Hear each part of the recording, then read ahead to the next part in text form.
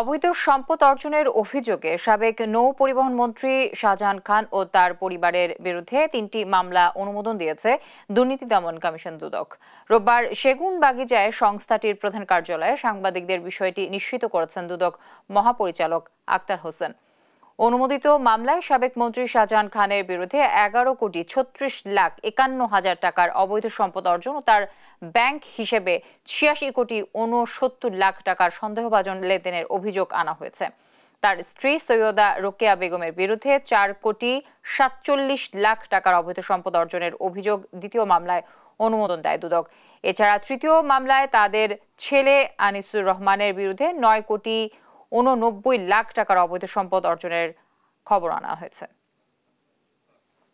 বিহীন 11,36,00,000 টাকারও বেশি মূল্যের সম্পদ অর্জন এবং তার নামে ব্যবসায়িক প্রতিষ্ঠান খুলে উক্ত প্রতিষ্ঠান এবং নিজ নামে মোট 9টি ব্যাংক হিসাবের মাধ্যমে সন্দেহজনকভাবে 86,69,00,000 টাকারও বেশি লেনদেন করায় তার বিরুদ্ধে দুর্নীতি দমন কমিশন আইন 2004, মানি লন্ডারিং প্রতিরোধ আইন 2012 এবং দুর্নীতি প্রতিরোধ আইন 1947-এর সংশ্লিষ্ট ধারায় মামলা রুজুর সিদ্ধান্ত গৃহীত হয়েছে।